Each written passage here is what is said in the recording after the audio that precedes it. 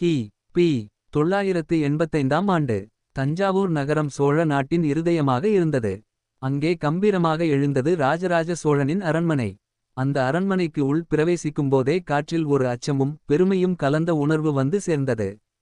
ராஜராஜ சோழன் சமீபத்தில் சிம்மாசனத்தில் அமர்ந்திருந்தார். அவருக்கு முன்பு பல நூற்றாண்டுகளாக அந்த சிம்மாசனத்தில் அமர்ந்த சோழ மன்னர்கள் அனைவருக்கும் ஒரு வித சபதம் இருந்தது. இந்த சிம்மாசனத்தில் அமரும் மன்னன் தன் நாட்டை மட்டும் அல்ல, கடலுக்கு அப்பாற்பட்ட நிலங்களையும் ஆள வேண்டும் என்ற பழைய தீர்க்கதரிசனம். ஆனால் அந்த சபதம் ஒரு இரகசியத்தையும் சுமந்தது. சோழர்களின் முன்னோர்கள் கடலில் புதைத்து வைத்திருந்த ஒரு வெண்கலப் பலகை. அதில் தான் முழு இரகசியமும் பொறிக்கப்பட்டிருந்தது. அந்த பலகையை கண்டுபிடித்தால் தான் தீர்க்கதரிசனத்தின் சக்தி வெளிப்படும். ராஜராஜ சோழன் அந்த இரகசியத்தை அறிந்திருந்தார். ஆனால் எங்கு தேடுவது என்று யாருக்கும் தெரியாது. அரண்மனை ஆலோசகர்கள் கூட அதைப் பற்றி கிசுகிசுத்துக் கொண்டே இருந்தார்கள். ஒரு நாள் அரண்மனையின் ரகசிய அறையில் இரவு நேரத்தில் ராஜராஜ சோழன் தனியாக அமர்ந்து பழைய ஓலைச்சுவடிகளை ஆராய்ந்து கொண்டிருந்தார். அப்போது திடீரென கதவின் அடியில் ஒரு நிழல் தெரிந்தது. யாரோ ஒருவர் அந்த இரகசியத்தை கேட்டுக் கொண்டிருந்தார். அந்த இரவு தஞ்சாவூர் அரண்மனை முழுவதும் சத்தமின்றி அமைதியாக இருந்தது. ஆனால் சிம்மாசன அறையின் அருகில் மட்டும் மெதுவாகச் சுடர் விளக்கின் ஒளி பரவியது. அங்கிருந்த ராஜராஜ சோழன் பழைய ஓலைச்சுவடிகளை ஆராய்ந்து கொண்டிருந்தார். கதவின் அடியில் தெரிந்த நிழலை கண்டவுடன் அவரின் கையில் இருந்த வாளின் கைப்பிடியை தட்டினார். யார் அங்கே என்று சத்தமாக கேட்டார். சற்று நேரம் அமைதி. பின் கதவு மெதுவாக திறக்கப்பட்டது. உள் நுழைந்தது ஆரியன் காப்பியன், சோழ நாட்டின் மிக நம்பகமான வீரர். ஆனால் அவரது முகத்தில் ஏதோ கலக்கம் தெரிந்தது. அரசே, நான் ஒரு செய்தியுடன் வந்துள்ளேன். உங்கள் உயிருக்கும் இந்த சிம்மாசனத்துக்கும் ஆபத்து வந்து கொண்டிருக்கிறது என்றார் அவர் மூச்சு திணறி. ராஜராஜ சோழன் உடனே எழுந்தார். என்ன சொல்கிறாய் ஆரியனே, எங்கே இருந்து இந்த ஆபத்து வருகிறது? ஆரியன் காப்பியன் மெதுவாகச் சொன்னார். பாண்டிய நாட்டிலிருந்து அவர்கள் சிலர் பழைய தீர்க்கதரிசனத்தின் இரகசியத்தை அறிந்துவிட்டனர். அந்த வெண்கல பலகை எங்கே இருக்கிறது என்பதற்கான தடயமும் அவர்களிடம் வந்துவிட்டது போல. ராஜராஜ சோழனின் கண்கள் சுடராக எரிந்தன. அப்படியானால் நாம் முன்னே தேடிக்கொள்ள வேண்டும். சோழரின் சிம்மாசன ரகசியம் பாண்டியரின் கைகளுக்கு போகக்கூடாது. அந்த இரவு திடீர் ஆலோசனை கூட்டம் நடத்தப்பட்டது. அதில் தீர்மானமானது ரகசிய பயணம். ராஜராஜ சோழன் தாமே சிறிய படையுடன் கடலுக்கு புறப்பட்டு அந்த வெண்கலப் பலகையை தேட வேண்டும். ஆனால் யாருக்கும் தெரியாமல் மறைமுகமாக அந்த இரவு ஆலோசனை முடிந்ததும் ராஜராஜ சோழன் தனக்கு பழக்கப்பட்ட சில வீரர்களையே தேர்ந்தெடுத்தார். அவர்களில் முக்கியமானவர் ஆரியன் காப்பியன்.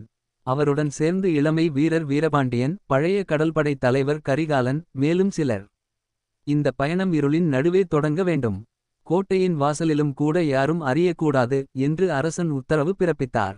அதன்படி நடு இரவில் தஞ்சாவூர் கோட்டையின் பின்புறத்தில் மறைத்து வைக்கப்பட்டிருந்த சிறிய படகு எடுக்கப்பட்டது. சில வண்டிகளில் உணவு, ஆயுதங்கள் மற்றும் வரைபடங்களும் ஏற்றப்பட்டன. கடலின் அருகே சென்றபோது நிலவின் ஒளியில் கருங்கடல் மின்னியது. அலைகள் விசித்திரமாக கரையை கொட்டி விழுந்தன. அந்த ஒலி எல்லோரின் மனதிலும் ஒரு கேள்வியை எழுப்பியது. இந்த பயணம் எங்கே கொண்டு செல்லும்? படகில் ஏறும் முன் ஆரியன் காப்பியன் அரசனை அருகில் வந்து மெதுவாகச் சொன்னார்.